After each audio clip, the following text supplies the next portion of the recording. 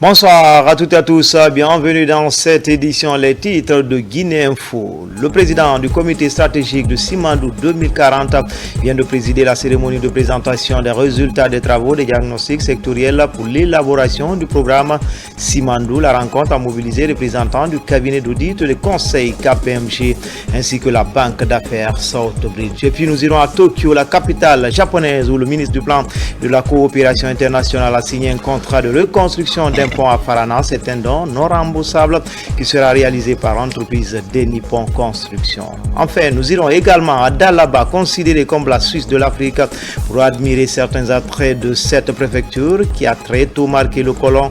Nos reporters nous amènent à la découverte des paysages fascinants de Dalaba. C'est le reportage grand format de cette édition.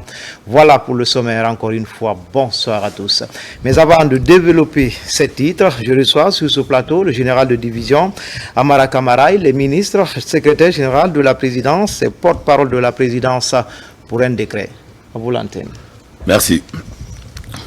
Décret D 2025 021 PRG CNRD SGG instaurant la gratuité de la carte nationale d'identité biométrique. Le président de la République, vu la charte de la transition, vu la loi L 2013-044 CNT du 12 janvier 2013 portant statut spécial de la police nationale, vu la loi L 2018-025 AN du 3 juillet 2018 portant organisation générale de l'administration publique, vu la loi L 2019-027 AN du 7 juin 2019 portant statut général des agents de l'État, vu la loi L 2023-019 CNT du 25 octobre 2023 portant identification des personnes physiques en République de Guinée, vu l'ordonnance O 2021-001 PRG CNRD SGG du 16 septembre 2021 portant prorogation des lois nationales, des conventions, traités et accords internationaux en vigueur à la date du 5 septembre 2021. Vu le décret D 2021 261 PRG CNRD SGG du 30 décembre 2021 portant mission et organisation du ministère de l'administration du territoire et de la décentralisation. Vu le décret D 2022 581 PRG CNRD SGG du 13 décembre 2022 portant attribution et organisation du ministère des Affaires étrangères, de l'intégration africaine et des Guinéens établis à l'étranger. Vu le décret D 2024-168 PRG CNRD SGG du 19 septembre 2024 portant mission, attribution et organisation du ministère de la Sécurité et de la Protection civile. Vu le décret D 2024-044 PRG CNRD SGG du 27 février 2024 portant nomination d'un Premier ministre chef du gouvernement. Vu le décret D 2024-051 PRG CNRD SGG du 5 mars 2024 portant structure du gouvernement. Vu le décret D 2024-054 PRG CNRD SGG du 13 mars 2024 portant nomination des membres du gouvernement. Vu le communiqué 01 du Comité national du Rassemblement pour le développement en date du 5 septembre 2021 portant prise effective du pouvoir par les forces de défense et de sécurité. Décrète. Article 1er. La carte nationale d'identité biométrique est gratuite pour tous les citoyens guinéens pour une première demande. Article 2. Les conditions et modalités d'application de la gratuité de la carte nationale d'identité biométrique seront déterminées par arrêté conjoint des ministres en charge de l'administration du territoire et de la décentralisation, de la sécurité et de la protection civile et des affaires étrangères, de l'intégration africaine et des Guinéens établis à l'étranger. Article 3. Le présent décret qui abroge toute disposition antérieure contraire prend effet à compter de la date de sa signature et sera enregistré et publié au journal officiel de la République. Conakry le 2 février 2025. Signé Général Mamadi Doumbouya. Je vous remercie. Merci beaucoup d'être venu sur ce plateau. Dans l'actualité ce soir, le ministre directeur de cabinet de la présidence, président du comité stratégique de Simandou 2040, vient de présider la cérémonie de présentation des résultats des travaux des diagnostics sectoriels pour l'élaboration du programme Simandou. La rencontre a mobilisé représentants du cabinet d'audit et conseil KPMG ainsi que la banque d'affaires Southbridge qui accompagne la Guinée dans la mise en place d'un fonds souverain destiné à financer en partie les projets identifiés dans ce méga projet. Oumar Bari. Cadre de l'élaboration du programme Simandou 2040, le cabinet international KPMG en charge du cadrage technique du programme, sous la houlette du comité stratégique de suivi du projet Simandou dirigé par Djiba Diakité, ministre directeur du cabinet de la présidence, a procédé du mercredi au samedi 26 janvier 2025 à Conakry à la restitution et à la validation des résultats des diagnostics sectoriels à l'intention du secteur privé guinéen et des départements ministériels. Le point d'orgue de cette série de présentations a été la réunion de haut niveau présidée jeudi par le ministre directeur du cabinet de la présidence et président du comité stratégique de suivi du projet Simandou en charge de l'élaboration du programme Simandou 2040, Djiba Diakité. Cette rencontre dédiée à la présentation des résultats des diagnostics sectoriels dans le cadre de l'élaboration du programme Simandou 2040 a mobilisé des représentants du cabinet d'audit et de conseil KPMG et de la banque d'affaires Southbridge qui accompagnera la Guinée dans la mise en place d'un fonds souverain destiné à financer en partie les projets identifiés dans le programme Simandou 2040 en adéquation avec les objectifs stratégiques fixés par le président de la République, le général Mamadi Doumbouya. Cette importante rencontre a également réuni les responsables des départements ministériels et administrations membres du comité stratégique ainsi que du comité technique ad hoc. La réunion a également bénéficié de la participation exceptionnelle par visioconférence de Lionel Zenzou, ancien Premier ministre du Bénin et représentant de la banque d'affaires Southbridge.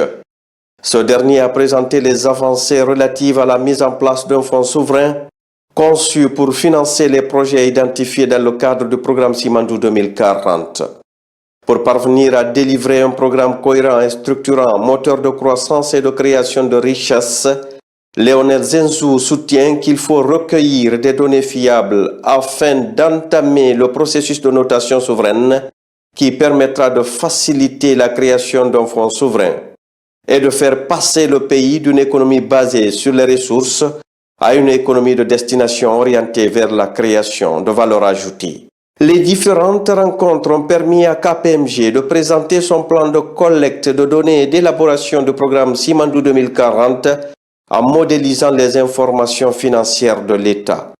L'objectif était d'amener tout le monde, tant du côté des chefs d'entreprise réunis au sein du patronat guinéen que celui de l'administration, à porter leurs appréciations sur les résultats du diagnostic de KPMG afin de définir dans quelle mesure chacun peut apporter son expérience et expertise à la résolution des faiblesses décelées par le diagnostic et contribuer à bâtir un programme qui prend en compte les aspirations de croissance des entreprises locales. Prenant la parole, Maïssa Sall, représentant du cabinet KPMG, a dévoilé les résultats des diagnostics sectoriels réalisés pour l'évaluation de l'économie. Ces travaux, fruits d'une collaboration étroite entre KPMG et les ministères sectoriels, ont permis de structurer les analyses autour de plusieurs étapes essentielles, à savoir l'identification des secteurs prioritaires ayant permis de retenir 14 sous-secteurs stratégiques devant soutenir le développement à court, moyen et long terme. Parmi eux, le commerce, l'agriculture, l'industrie alimentaire, les activités extractives, les infrastructures et les nouvelles technologies de l'information et de la communication figurent comme des axes incontournables. Ensuite, les diagnostics sectoriels approfondis. Cette étape a pour but de faciliter une analyse détaillée des performances et du potentiel de chaque secteur, permettant de dégager des axes stratégiques en vue d'optimiser leur impact sur le développement socio-économique. Ce comité a permis d'identifier ce qu'on appelle les archétypes de croissance, c'est-à-dire est-ce que la Guinée va être un pays plutôt destination, un pays ressource, pour pouvoir identifier les secteurs sur lesquels le développement de la Guinée va se baser. Donc ça a été extrêmement riche. Il y avait une mobilisation extrêmement forte de l'ensemble du comité stratégique, l'ensemble des membres du gouvernement.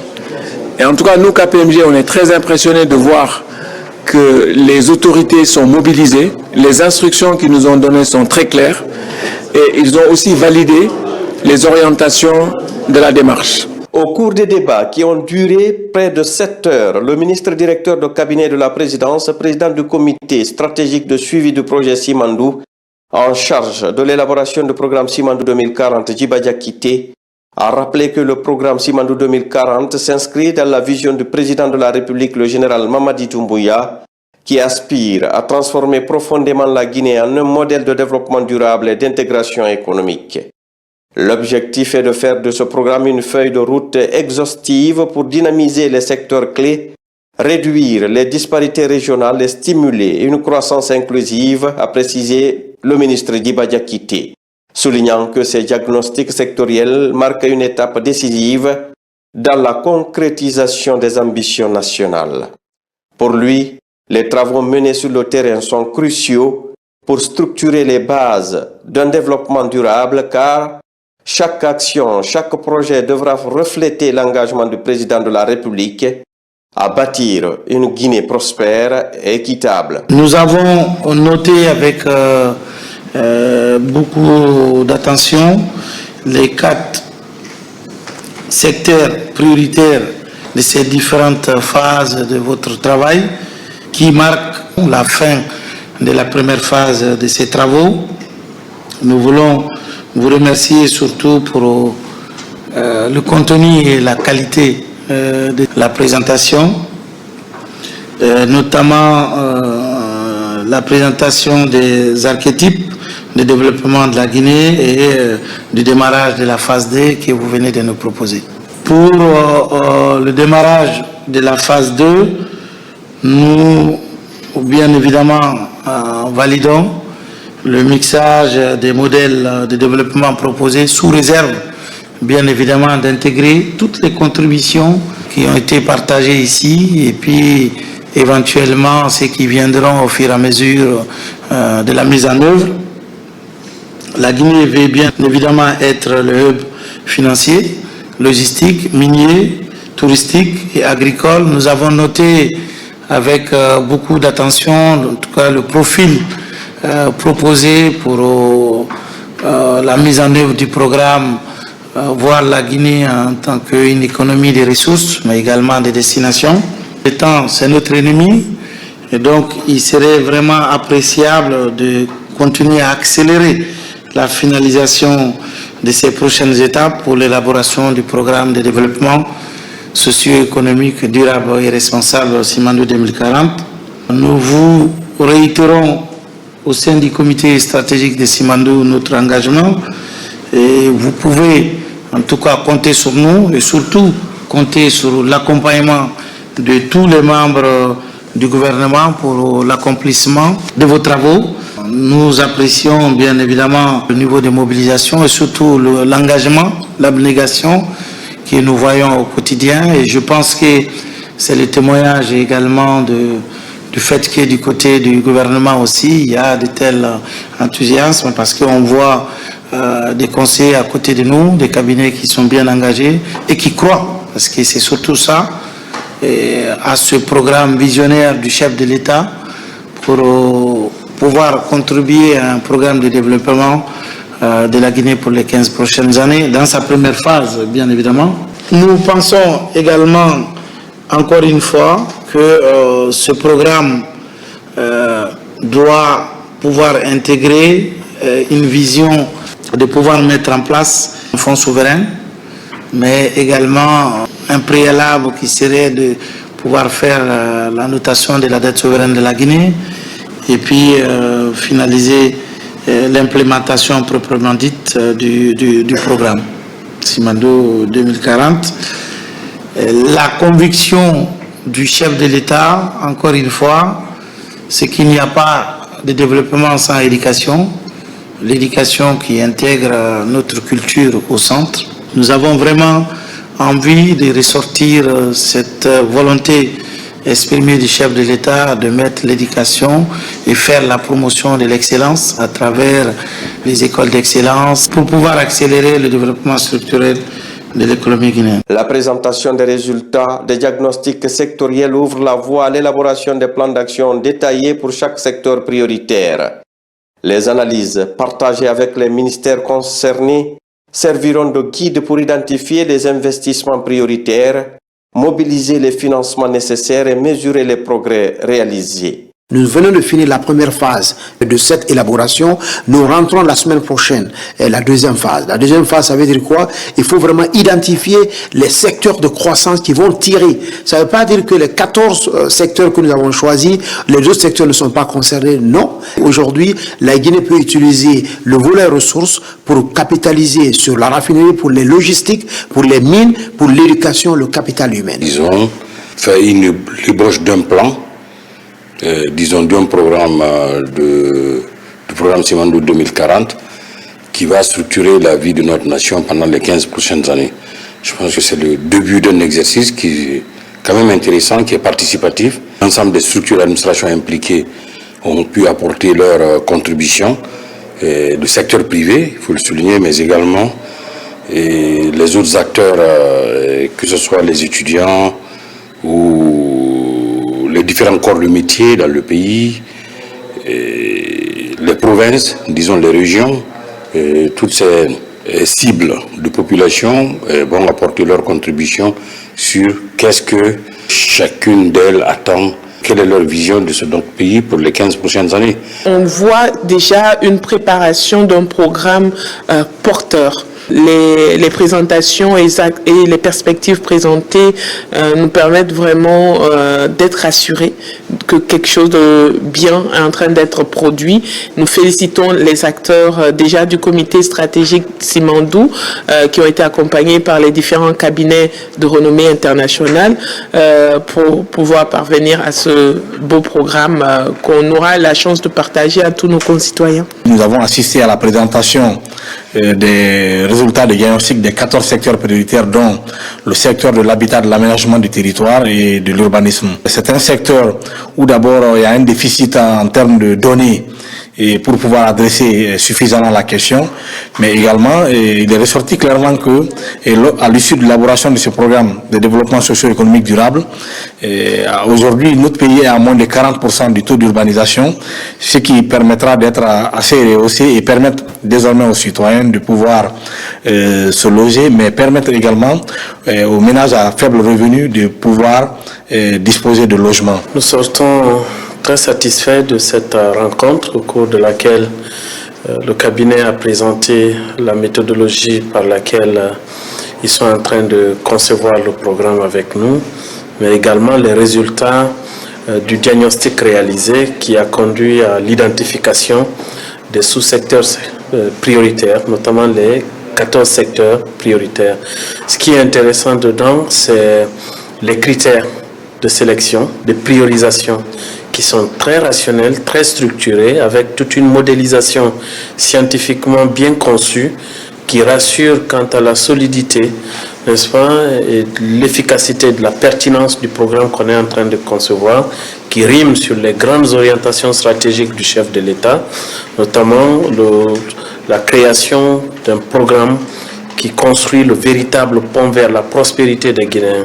En s'appuyant sur des cabinets, conseils et banques d'affaires de réputation internationale tels que KPMG, Rothschild et Southbridge, la Guinée se dote des outils nécessaires pour transformer ses ambitions en réalité dans le cadre de la mise en œuvre de Simandou 2040.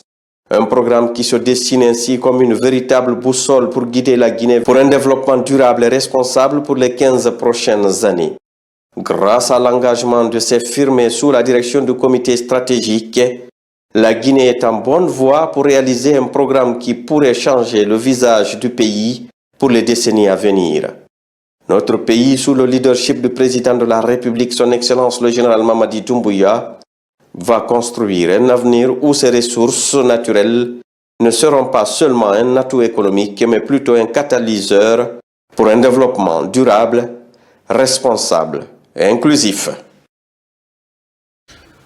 Nous vous l'annoncions depuis hier, la marche de l'unité et de la paix organisée à Kankan, un moment d'intense communion pour renforcer la fibre patriotique autour des grands enjeux de développement et de vivre ensemble. Avec en première ligne le programme Simandou 2040, les populations étaient mobilisées partout en Abaya pour défendre les idéaux du CNRD et de son président. Des préoccupations sont dévoilées pour accompagner le général Mamadi Doumbouya. RTG Kankan, Diamo Kaba. Dans les rues de Kankan, l'effervescence atteint des sommets. Une gigantesque marche de l'unité et de la paix mobilise tout le pays pour un moment de partage et de convivialité. Il s'agit d'un temps de liesse collective pour célébrer le grand défenseur de la promotion des vertus de solidarité, général Mamadi Doumbouya. Les messages mettent en lumière le soutien indéfectible du peuple de Guinée envers les réformes engagées par le président de la République. C'est une grande fierté pour nous, en tant que fils de Banankroda, de voir toute cette masse derrière nous se mobiliser comme un seul homme pour soutenir son fils, son frère, le général président Mamadi Doumbouya. Donc cela dénote un peu de l'adhésion totale de la population de Kankan aux idéaux du général président Mamadi Doumbouya. Nous continuerons à nous inscrire dans cette dynamique en faisant des sensibilisations, des explications au niveau de tous les acquis qui ont été réalisés sous le leadership du général président Mamadi Doumbouya et longue vie à lui. En première ligne de cette course à pied, le ministre, secrétaire général de la présidence, général Amara Kamara, en compagnie de plusieurs ministres de la République, dont celui de l'information et de la communication, Fana Souma. Les slogans raniment la flamme de reconnaissance pour afficher la volonté collective. Dernière destination, la place des martyrs de Kankan, pour dire oui au chef de l'État, général Mamadi Doumbouya. Sur cette place publique, de l'ambiance pour parler d'une seule voix autour de la continuité. L'heure n'étant plus à la démagogie et au discours creux, je termine mon propos en renouvelant mon engagement et celui de la population de Kankan-Nabaya à l'homme 5 septembre 2021 pour engranger de nouvelles victoires afin d'assurer à la nation guinéenne des lendemains meilleurs. À toutes et à tous, ainsi au nom de la population de Kankan et à mon nom personnel, nous invitons du haut de cette tribune le président de la République, général Mamadi Doumbouya, de se porter candidat aux futures élections présidentielles pour sauver notre pays.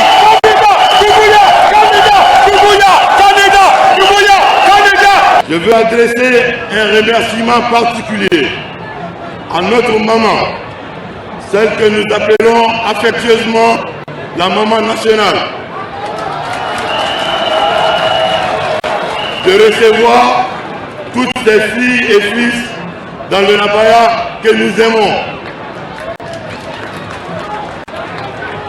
Votre mobilisation aujourd'hui est un cri fort et clair. C'est le cri d'un peuple qui dit à son président: Nous croyons à votre vision globale et intégrée de l'État. Nous croyons à votre projet de société. Nous croyons également en notre Guinée nouvelle et prospère sous votre leadership. En réponse, je vais vous dire, notre président est prêt à tout donner pour ce pays. C'est le sens de son combat. Son patriotisme n'échappe désormais à personne. À travers cette mobilisation, nous comprenons à quel point vous êtes attachés à votre fils, à votre frère, à votre compatriote, à votre président, le général Mamadi Doumbouya.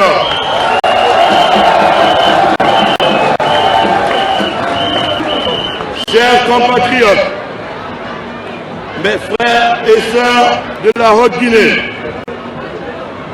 depuis l'avènement du CNRD au pouvoir, on ne peut citer les chantiers initiés, les chantiers achevés, ou encore les chantiers en cours de réalisation dans notre pays, que ce soit en termes de gouvernance, de lutte contre la prévarication et les infrastructures.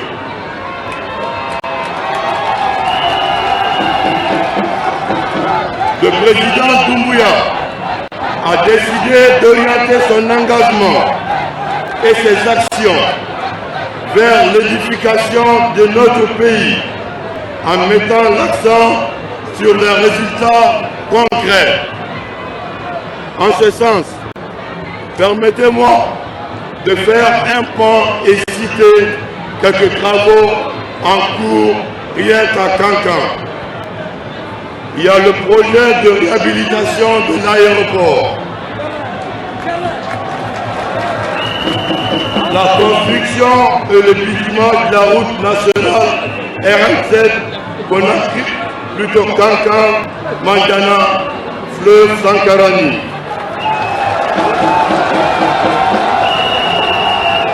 La construction de la route Kankan d'Intimoué Baranama.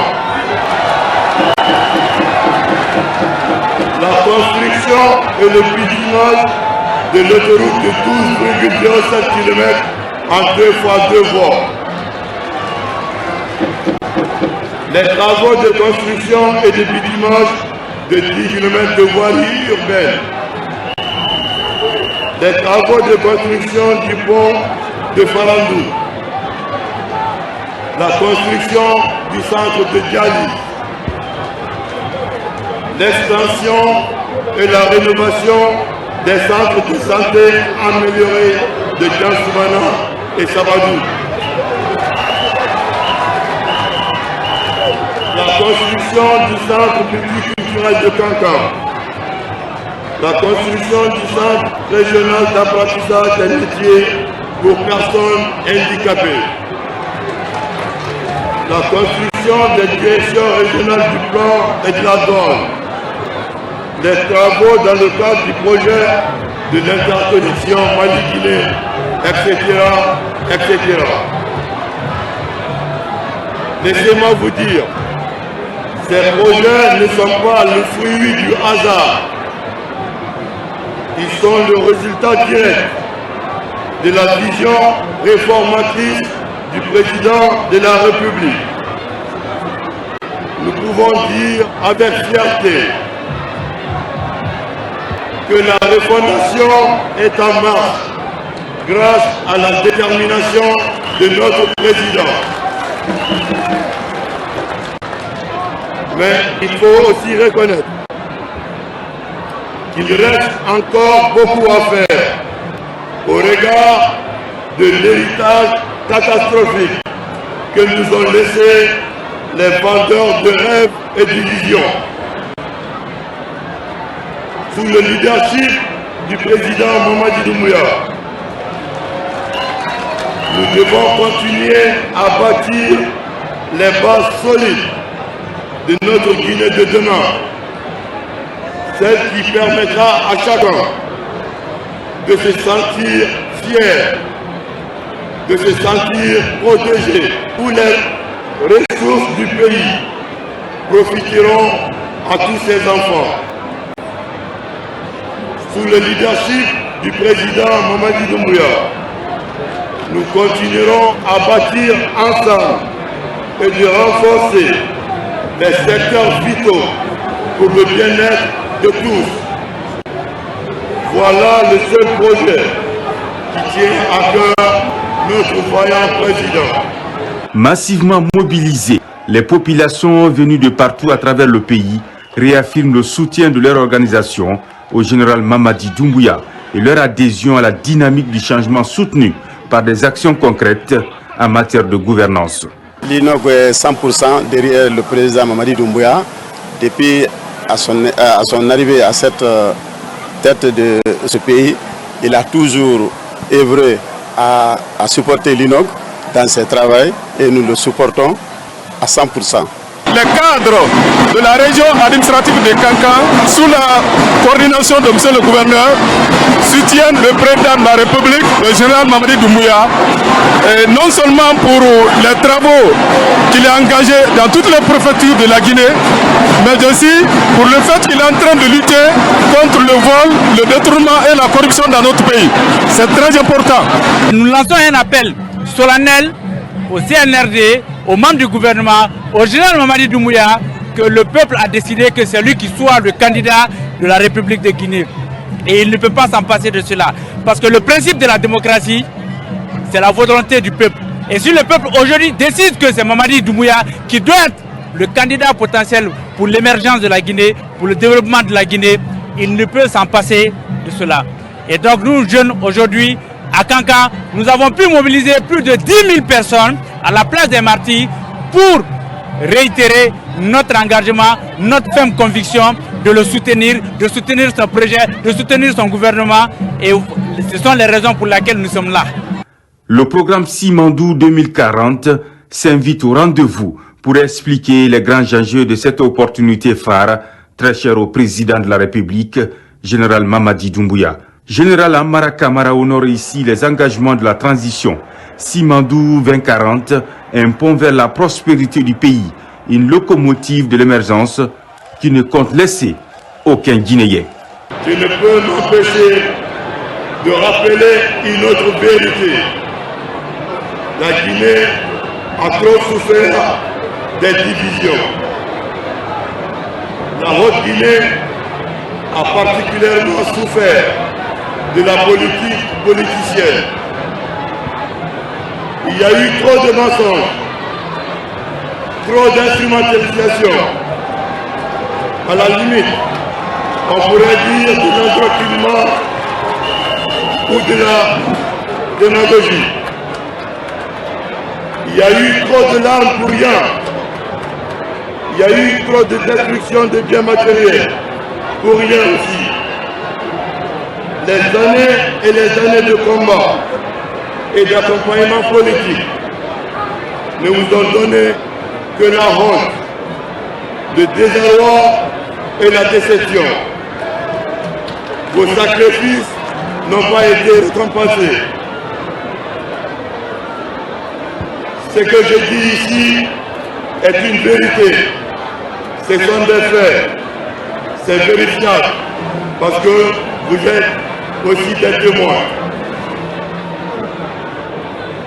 Je vous invite humblement, pour ceux qui portent encore une petite dose de honte, de gêne ou d'ego, d'être vus, parce que hier, ils étaient partisans de tel ou tel parti politique, à vous remettre en cause, de faire le choix de la raison, du réalisme, du pragmatisme et d'avoir dans vos cœurs la Guinée, rien que la Guinée, comme notre président de la République. C'est aussi le lieu pour moi de saluer et féliciter tous les acteurs politiques, les acteurs de la société civile, les influenceurs et les anonymes qui sont restés constants dès les premières heures et ceux qui ont fini par rejoindre la dynamique parce que les actions du président les ont rassurés. Aujourd'hui, l'heure n'est plus à la division, l'heure est à l'unité, à la réconciliation, à la solidarité. Nous devons continuer à bâtir les bases solides de notre Guinée de demain, celle qui permettra à chacun de se sentir fier, de se sentir protégé, où les ressources du pays profiteront à tous ses enfants. Sous le leadership du président Mamadi Doumbouya, nous continuerons à bâtir ensemble et de renforcer les secteurs vitaux pour le bien-être de tous. Voilà le seul projet qui tient à cœur notre vaillant président.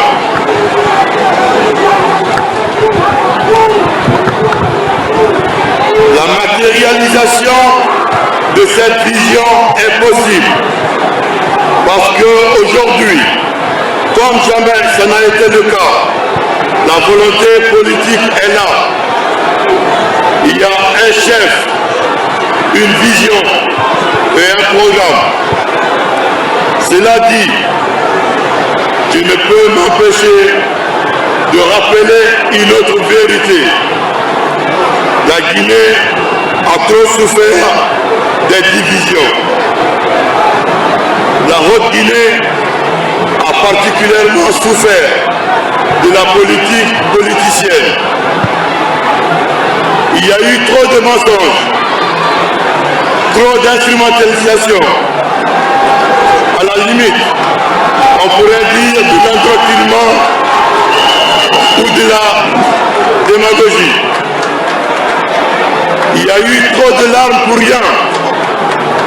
Il y a eu trop de destruction de biens matériels pour rien aussi.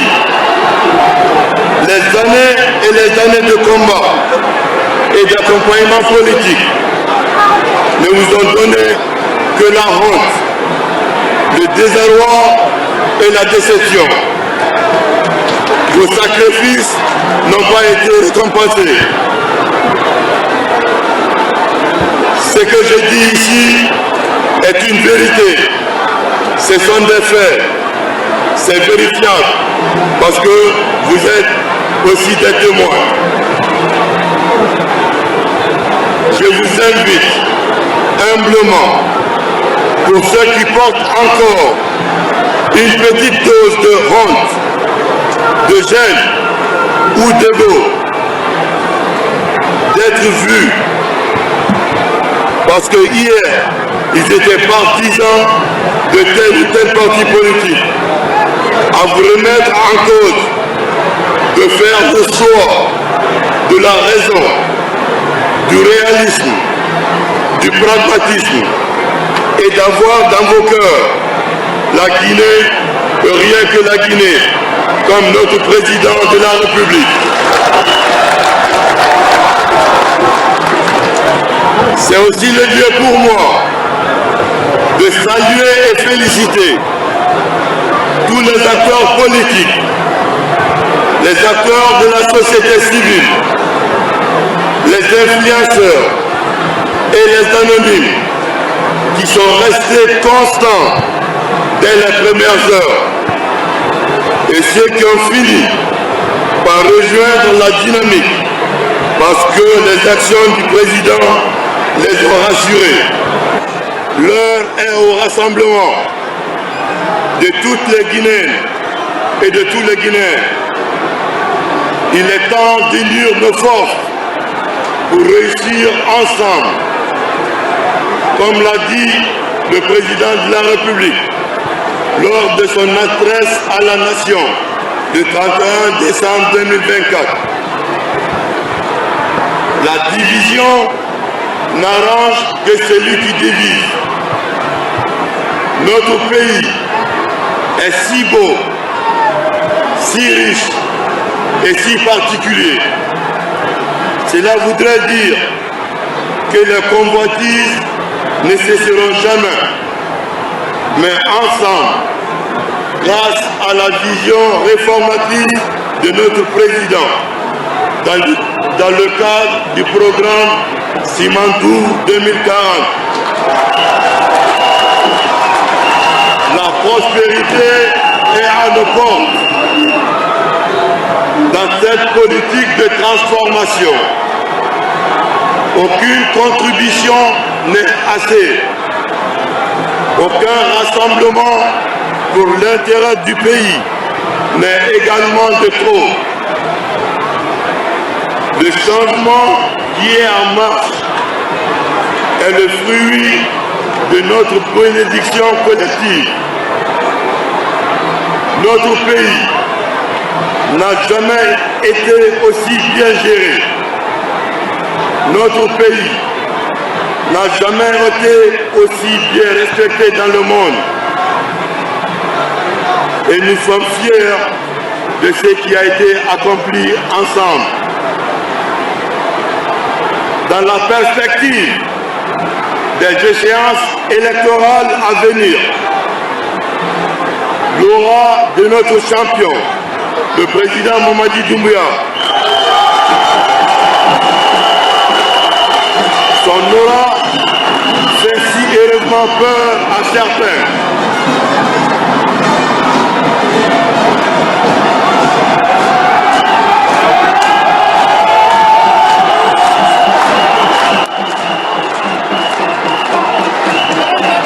Ceux qui ont peur sont des partisans.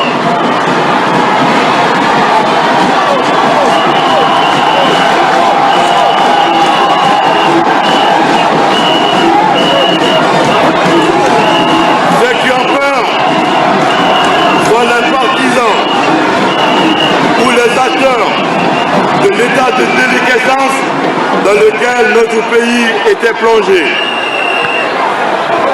Je vous invite à ne pas suivre les vendeurs de rêves et d'illusions.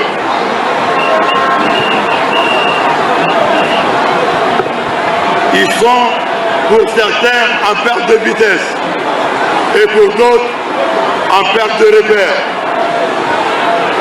Je le dis ici et je le répéterai au besoin. C'est vous, peuple, à chacun d'entre vous, et rien que vous, que revient la légitimité de décider de l'avenir du pays. Il est aussi évident que la candidature prochaine du président Mamadi Doumbouya est la seule, je dis bien, la candidature du président Mamadi Doumbouya est la seule alternative pour garantir le rassemblement des Guinéens et l'élan de développement.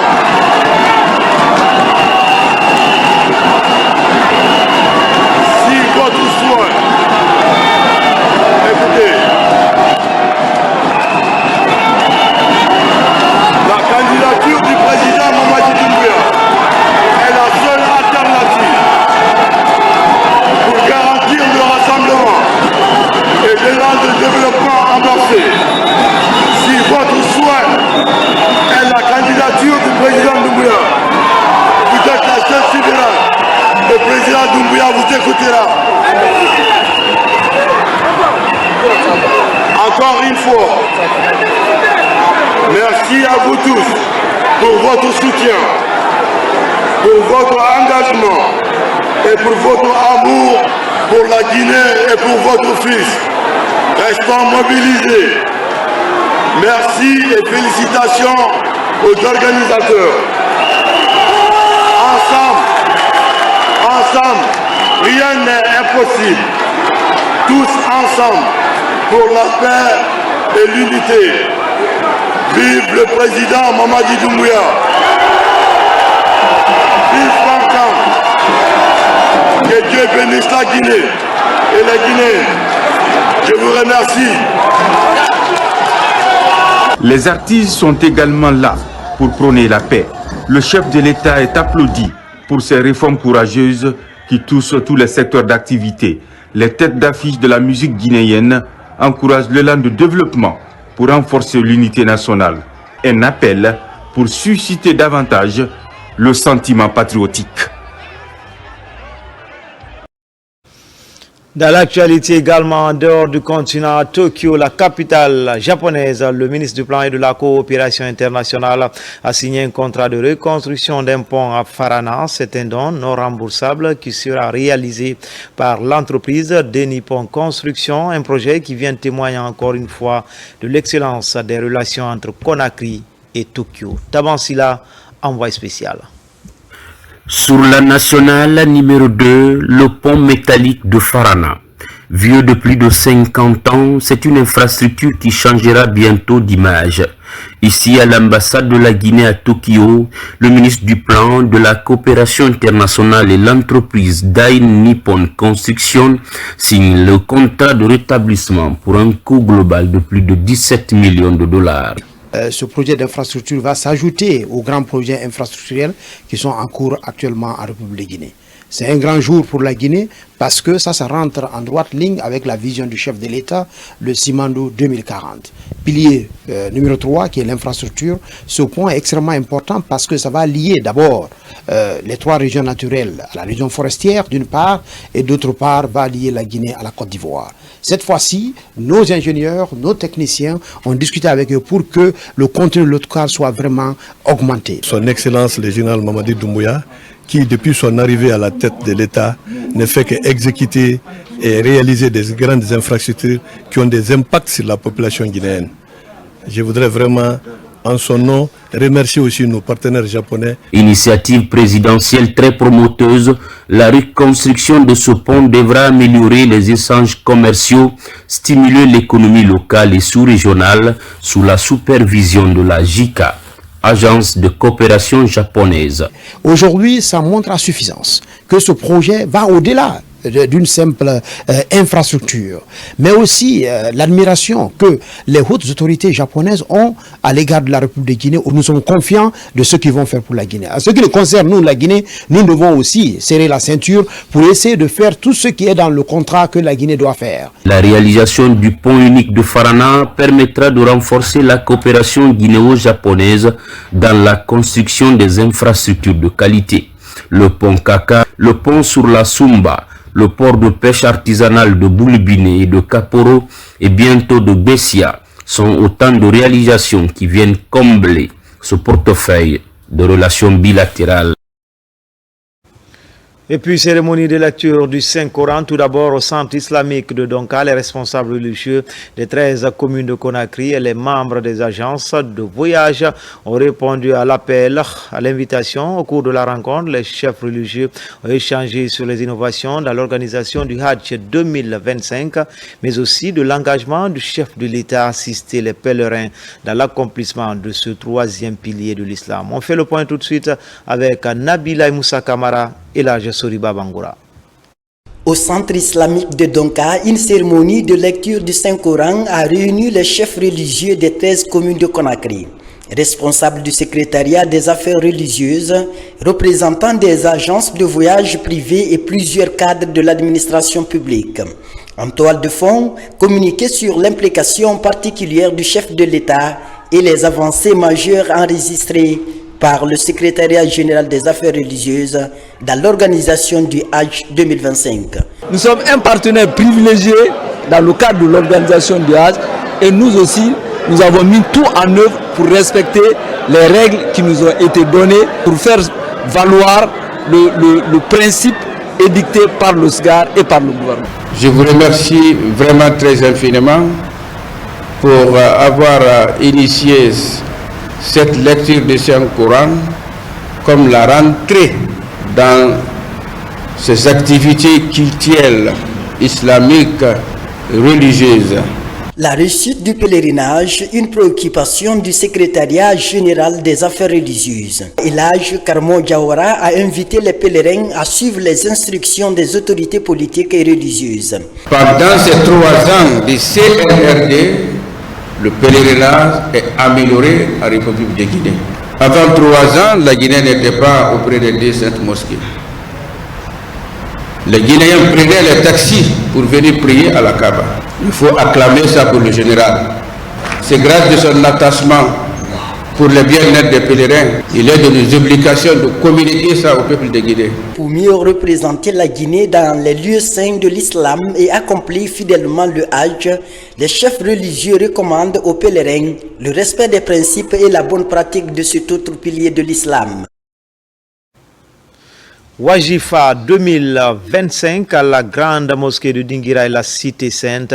C'est une retraite religieuse qui s'est écoulée pendant une semaine. Le tourisme islamique, des conférences et lectures du Saint-Coran étaient au menu. Elle a regroupé les 3 grandes communautés de Dinguiraye pour renforcer le vivre ensemble. La cérémonie, qui a connu une forte mobilisation de la Oumma islamique, a été présidée par Elhadji Thierno Mamadou Ba, conseiller personnel du chef de l'État. Les détails avec Ibrahima Oulem Fofana.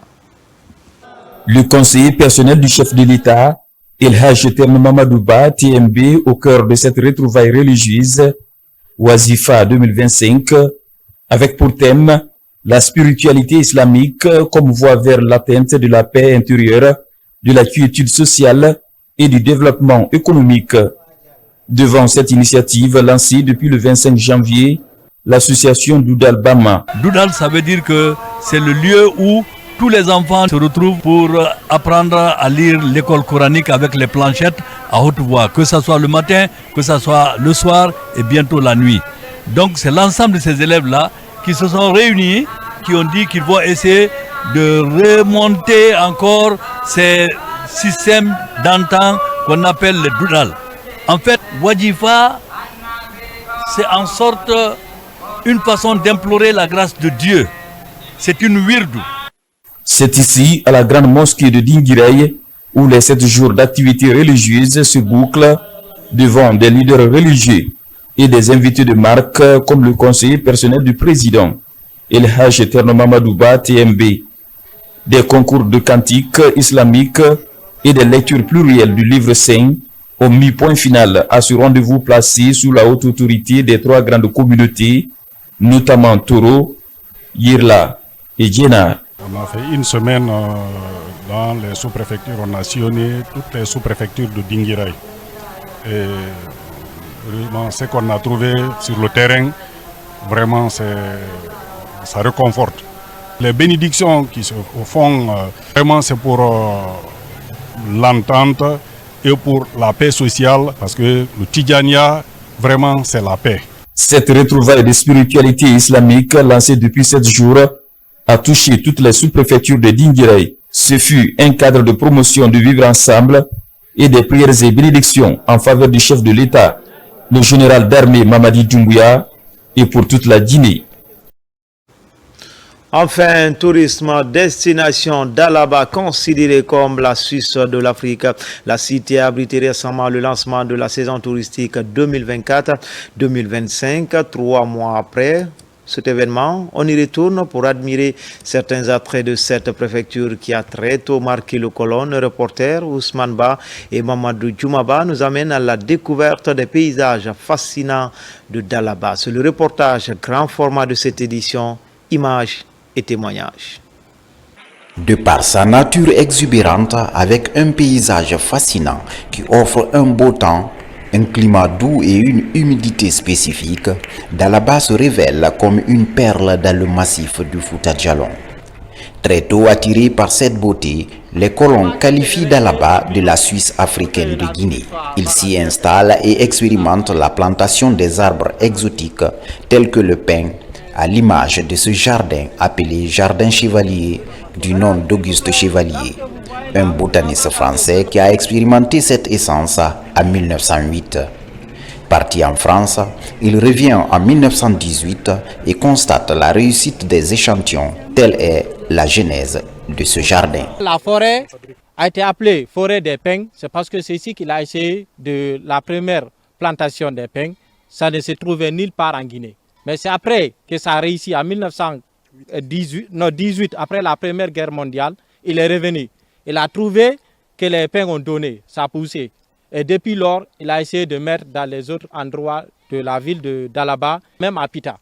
Les pins se trouvent à Pita actuellement. Donc après ça, en 1945, l'endroit là où nous sommes a été placé comme forêt classée. Dans le jardin, plusieurs autres espèces exotiques. Des arbres centenaires sous lesquels l'humidité crée un microclimat qui accueille si bien les visiteurs. Des arbres aux écorces odoriférantes, des feuilles au parfum qui embaument l'atmosphère. Les couloirs sont arpentés par les visiteurs. Pour cette occasion, ces motards s'offrent le plaisir de faire une parade.